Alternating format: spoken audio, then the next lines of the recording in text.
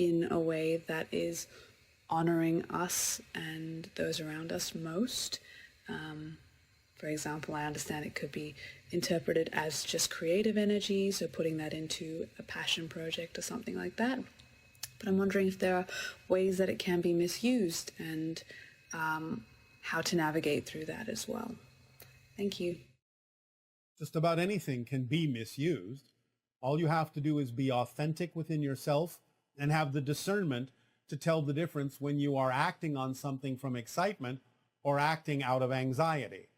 If you can determine that and have discernment within yourself about which energy you are using, then as long as you are acting out of your true excitement and not anxiety, not negative or fear-based beliefs, then you can move forward in an authentic way and apply it however you wish in your society. Good day, Bashar. What would you like to discuss this day? Well, it is really a good day communicating with you. It's been a while. Well, my first question is you talking about removing the fear-based beliefs. I'm having some challenges in that regard. No matter what modality I use, like meditations, therapy, or digging deep, they still creep up. They still come up. And they may continue to do so as long as you believe that they serve you somehow. Remember, that's the motivational mechanism. You don't hold on to something at all, ever, unless you have a belief that says it's somehow better to hold on to it than the alternative. So you have to allow yourself to understand, what is it you're getting out of holding on to it?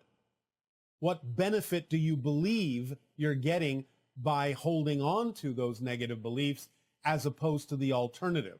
If you're making the alternative seem scarier, then you will continue to hold on to the beliefs that you have, no matter how uncomfortable they may be, because you're making the alternative seem worse. So you don't do anything that you don't believe benefits you. So even though you may intellectually know that these negative beliefs don't benefit you, you will continue to hold on to them and they will continue to crop up as long as you have a belief that the alternative is worse. And how would I get to the point where I actually realize that? Well, can you give us a specific instance in which you find that you are still experiencing these fear-based beliefs?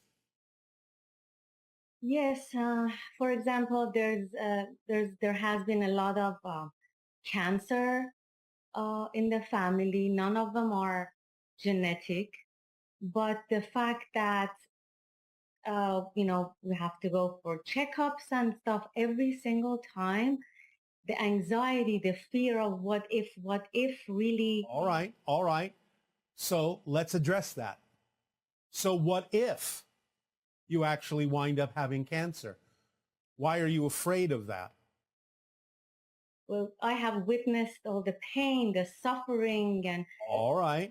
Everyone. You understand that pain is resistance to the situation at hand. If you allow yourself to have no resistance, there is no pain. Do you believe that it's possible that getting cancer can actually benefit someone, can actually serve someone in a certain way? Do you believe that that might be possible? Yes, that is possible. Well, if it is possible in your mind, then why are you afraid of it if you know that it can serve you? Because most of the time I see the negative experience more. What have they got to do with you? Okay. What have they got to do with you? What are their choices have to do with your choices? Just because someone may not allow themselves to experience the idea in a beneficial, positive way, what does that mean with regard to the choices you could make in the same situation? Could you not make different choices? Could you not understand it in a different way? Could you not give it a different definition for yourself, regardless of what someone else may have experienced? Yes, I guess so. Well, then why are you holding on to the idea that the only choice for you is something similar to what they chose? Yeah, that makes sense. I know. That's why I said it. Does that help alleviate the fear to some degree? Knowing that you could make a different choice of how to experience something like that, should it occur? Yes. It could serve you in a variety of ways if you allow it to. And the idea really, paradoxically, is that being willing to know that you can do that you can make a different choice, actually reduces the need to have that experience. Because it may be that the only reason those people are having the painful version of that experience is they're simply not willing to allow it to serve them in a positive way. But you could learn similar lessons by doing something else. If you're willing to accept all things as having a reason for being there that could serve you, then you can have the freedom to choose other ways in which to learn the same lessons rather than being resistant to any particular way that might crop up, knowing that anything can serve you if you stay in a positive state. This is why we talk about the formula, and one of the principles in the formula being stay in a positive state no matter what happens. Otherwise, you're not going to be able to extract a benefit from it. You're only going to experience it in a negative way. But if you understand the importance and the relevance of knowing anything can serve you in a positive way, if you let it, you can figure that out, figure out how it might be serving you or even serving others that you have that particular experience, then it really doesn't matter what happens, and you can relax about the idea and not be tense or anxious about any particular thing happening, because you know and understand how the formula works, and you know and understand that by assigning a more positive effect to this idea, that it can serve you in a positive way and serve others in a positive way. And so why would you care what happens? Make sense? Yes, yes, Does that help you? yes, a lot. All right. Do you feel a little bit more relaxed? Yes. Take a deep breath in and let it out.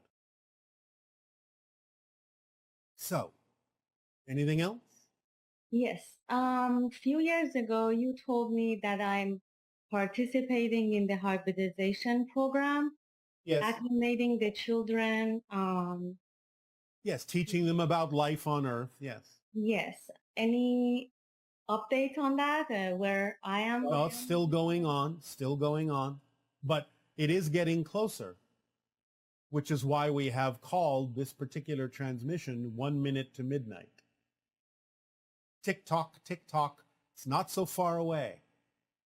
Get on about aligning yourself with who you truly are and recognize that you are this close to contact.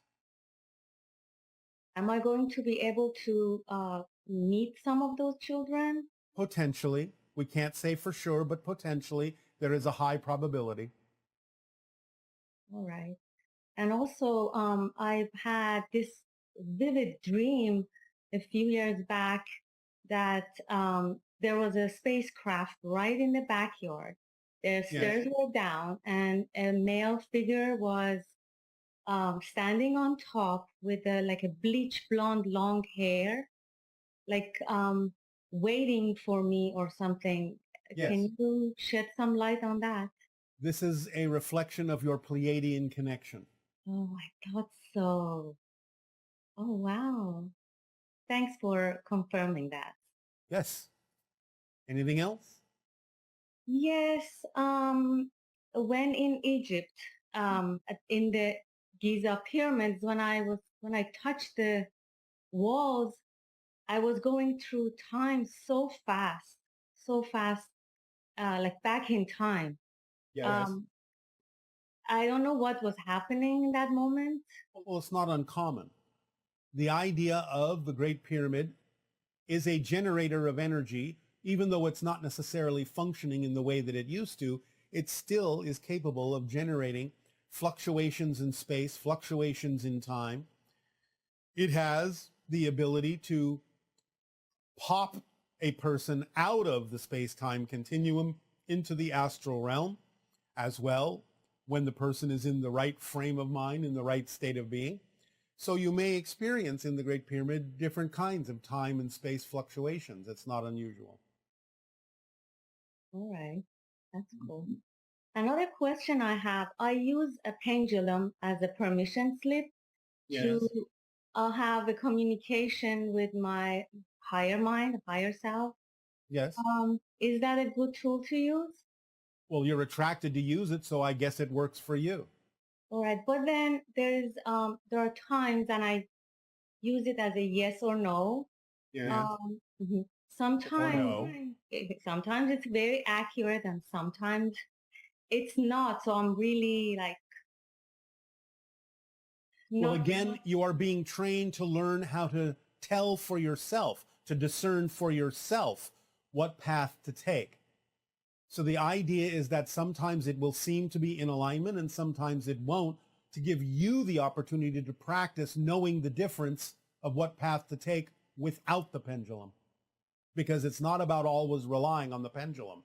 It's about relying on yourself. So the pendulum will also act as a teaching device so that you understand that you have the ability to tell the difference as to what path is correct for you, yes or no. I see. Also, So you have to rely more on your own abilities. Okay. About that. About relevance, how do we know? Is it just like following the formula that what is relevant or not? Yes, remember, one of the things about the formula is it activates the tool of relevance. Only the things that are relevant for you will pop up, or it will teach you how to tell the difference between what is and isn't relevant for you. You'll have better discernment, better sensing about that idea, which is what we were just talking about. Right. Remember, all permission slips also contain the idea of losing the need for the permission slip and relying mostly on yourself as the permission slip. So permission slips, when used properly, will render themselves obsolete eventually. I do sometimes ask the question without the pendulum and then wait. I don't even need to wait really. In that instant, I hear within myself the answers. But then Yes. there are moments that I don't know if I'm doubting the answer or not, but Yes, you probably are. But again, remember that doubt is simply a trust in something you don't prefer. oh, okay. So again, keep practicing. You'll get better at it. Okay. Thank you. Don't worry about the timing. Just keep practicing. Thank you. You are welcome. I have a question in regards to the energies in the Middle East. We may or may not be able to answer this if it is of a political nature. Well, I'm curious to know if there's a probability of changes of energy in that area. Well, eventually, yes. But right now, the energy has changed into the energy of warfare and conflict. It has accelerated in that direction. Are you able to tell me which direction this is going to go? Is it going to be more peaceful soon or? It will be more negative before it is more positive. But it will reach a breaking point at some point in the near future, but not right away. I see. It has not reached its breaking point yet. Are you able to tell me how much time that may take for that to? We will see what happens in about 3 years, for there will be a large change for everyone in a particular direction that has to do with contact. But we cannot absolutely predict because things are still in fluctuation and the choices are still your choices, humanity's choices. That is all we are allowed to say about this. Okay. So we thank you. Thank you so much. I really appreciate it. One more question. Yes.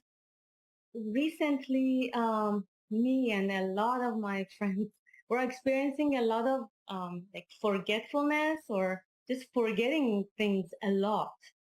Does that, You're learning to live more in the present where you will know what you need to know when you need to know it and not rely on the idea of memory as you have known it in the past.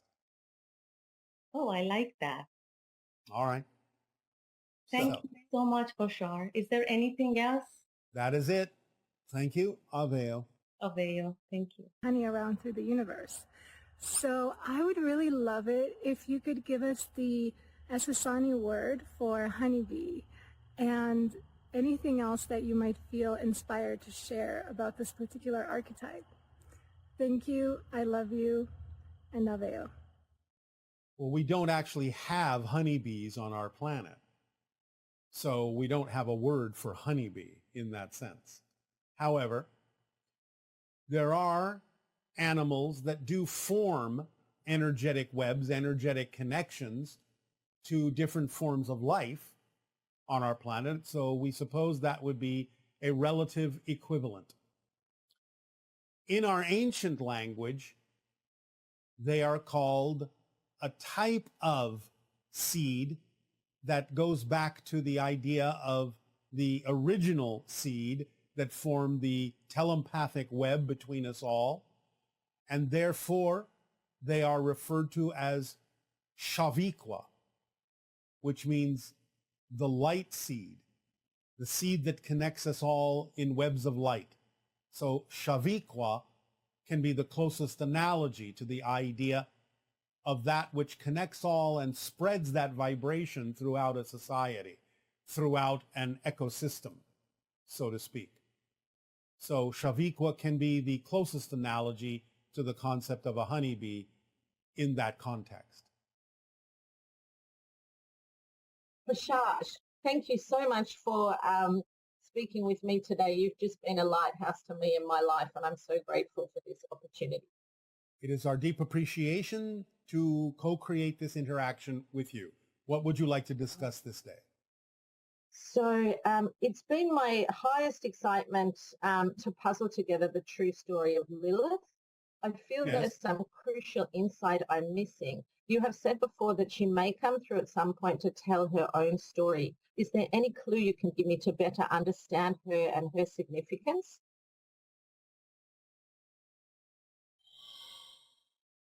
One moment.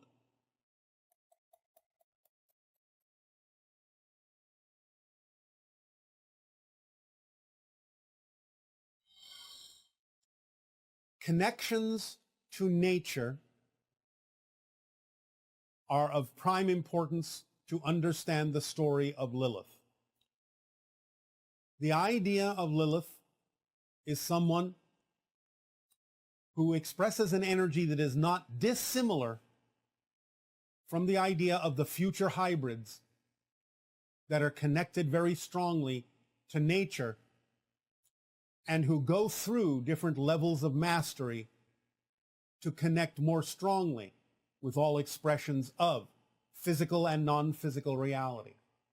So Lilith is a story of self-empowerment, especially for the female energy expression on Earth.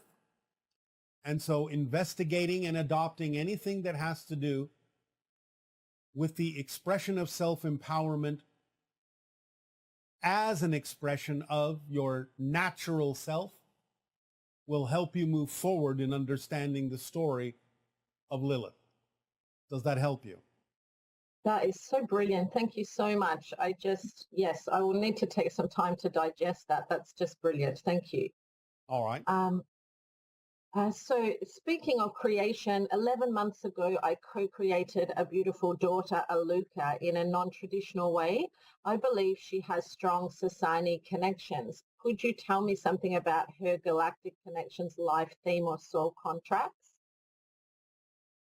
She is a strong teacher, does have hybrid connections, and connections to other extraterrestrial sources, especially Sirius and Pleiadian. In time, this being may be involved in some interactions with the hybrid children that will come to Earth to live among you eventually, among humanity. But for now, it is premature, still developing and still growing. Amazing. Thank you. Speaking of the hybrid children, I have 7 hybrid children, and I know that there is a timeline where we could, meet in my lifetime. Are they sort of paused in childhood, or is there until they're integrated on Earth, or are they going to age in a way we understand it? They will to some degree age, but they will not appear to age in the same way that humans do. The idea is that they are much longer lived, and the idea is that they don't necessarily deteriorate as they age, as they mature. So they may still seem very young even when they have achieved a greater age. Yes, yes. And in terms of the potential of the timeline where we could have contact with them in a physical way, is that strengthening in possibility as we move through the window of open contact? Yes, for those along that path, it is something that at the outside would probably not take longer than about 20 of your years at the outside. Wow. Oh, that's so exciting. Oh my goodness. I recently returned from powerful vortex sites in Sedona and Chilca, Peru. I'm excited to see if I can map portals and vortexes around my home state of Victoria in Australia. Do you have any recommendations about vortexes in Victoria or Australia? Well, obviously, an extremely powerful major vortex is in the idea of what you call Ayers Rock. Yes? Yes, yes. The Alice Springs area. But there is also a major electromagnetic vortex in the area known as Pine Gap. Oh, I was just reading about that yesterday. How synchronous. Is that, is that similar to an Area 51 energy? Yes. Yeah. Oh, wow. And there is, in fact, an underground base there. Unreal. Oh, my goodness. So thank you for that information. That's a beautiful synchronicity. I am going to go there, Bashar. Oh, all right. Have fun. Yes, I will. If you are sensitive to it, you may be able to actually physically feel the electromagnetic vibrations that are in that area in certain places, especially when you pass between large rock formations on the road. Amazing. I mean, for some reason, I had felt that Australia didn't, was not such, like, as I returned from Sedona and Peru, I felt so invigorated by the vibrations there, and I felt a little bit disheartened when I came back to Australia, and I decided that that wasn't a positive way to feel. So I want to be able to locate the high energy sites here, and Uluru, obviously, yes, I've been there. It's so fantastic. But Pine Gap, wow, I'm really interested All right. to go there. Thank you. Have fun in your explorations. I will. I will. You may actually also wish to actually take a device that can read electromagnetic energy with you. So, okay, I will locate one of those devices. Absolutely. I wonder if I could take that with me to more sites as well. This is really exciting. Yeah. Yes, you can. Yes. You can. Yeah. But you can calibrate it based on what you experience in Pine Gap. Very good. So do you know, I can just research where to get one of those devices. Yes. Yeah. Okay. Amazing. Thank you so much, Bashar. Yes. You're welcome. I've got two more questions, but stop me if I'm going too much.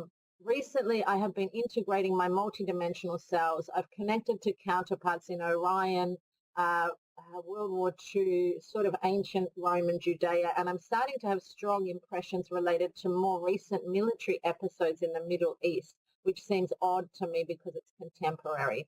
Are these counterpart experiences, or is it a montage of media I have digested in my life? There is some counterpart experience you are picking up on, yes. Oh, okay. It is a counterpart that is more strongly living out some of the ancient Orion connections. Yes. Yes. Beautiful. That makes perfect sense. Yeah, it was that last, it felt very aligned to the Orion story. Yeah. Yes, there are many stories that are playing out on your planet at this time. Many different stories, a true melting pot of different stories from different directions, all using the Earth cycle vibration to attempt to change the ending of those stories in a more positive way. But first going through great darkness.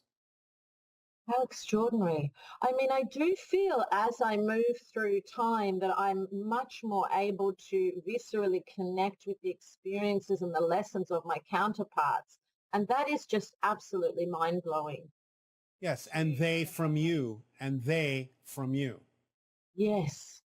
Yeah. I mean, yeah, how extraordinary. Reality is So just... the more you are yourself, the more you are yourself, the more you help them have something to draw upon to help them as well. Yes. And I guess what is the appropriate amount of focus? I mean, I don't want to get lost in that world because obviously Follow the formula. Formula. Yes. Correct. Yeah. Yes, absolutely. And your final question? My final question. I feel that I have for many years been weaving together a tapestry about the divine feminine so I can write about it. I cannot tell anymore if I'm fixated on this idea because I've held it for so long or whether I should keep pursuing this path of writing. Help me out, Bashar. Is it representative of your passion? It is. I'm very passionate about that story. Then doesn't that tell you to keep going? It does. I knew as soon as I asked that question, I shouldn't have asked it. It's all right for you to ask it, but thank you for allowing it to be obvious. Yes. Yeah. Well, I just love you so, so much. I can't even put it into words, Bashar. Thank you so much for your time. It's all right. You may put it into actions. Yes, I will do. Absolutely. All right. Our unconditional love to you as well. Aveo. Aveo. Aveo.